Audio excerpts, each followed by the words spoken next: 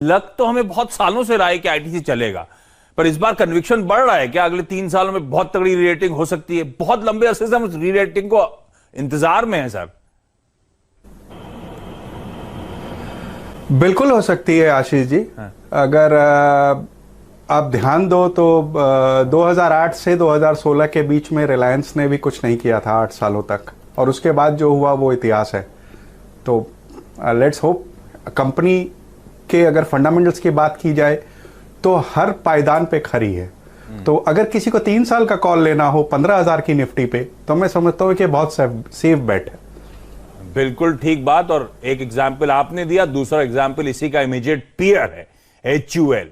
कई सालों तक एक जोन में अटका था, उसके बाद जब ब्रेकआउट आया, जब चला, तो क्या मैसिव री रेटिंग HUL की होती हुई नजर आई थी। तो ठीक बात, सब लोग आईटीसी की उस री रेटिंग का इंतजार कर रहे हैं, पर होपफुली आने वाले 3 सालों में कहीं ना कहीं वो री रेटिंग शायद एक पॉसिबिलिटी बन के नजर आए। आशीष जी, भरोसा बन रहा नहीं है, बल्कि मेरे इस पे जमाने से भरोसा है।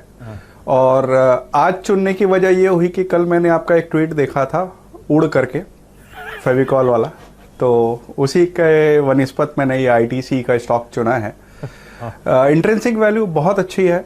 सिगरेट बिजनेस अच्छे चल रहे हैं बावजूद इतनी दिक्कतों के। पिछले तिमाही में हमने देखा कि सिगरेट में वॉल्यूम बढ़े, बजट में सिगरेट्स पे कोई टैक्स नहीं लगाया गया। FMCG बहुत अच्छी तरीक़ा से अपनी ग्रोथ दिखा रहा है। अब तो एबिटा और रेवेन्यू का बड़ा हिस्सा वहाँ से आता है। होटल्स में थोड़ी दिक्कतें चल रही हैं पैंडेमिक की वजह से, बट वैल्यूएशंस तो अपनी जगह हैं ही। क्लीन बैलेंस शीट है, डेट है नहीं, मैनेजमेंट बहुत तगड़ा है। मैं समझता हूं कि, और सबसे बड़ी बात कि इसमें डिविडेंड यील्ड भी इस वक्त 5% के आसपास बैठ रहा है। और मैं समझता हूं कि ये स्टॉक जब भी चलना चलेगा, मैं नहीं जानता कि ये 3 महीने बाद या 6 महीने बाद, क्योंकि बहुत दिनों से अंडर परफॉर्म कर रहा है, वैल्यूएशन बहुत तगड़ी है।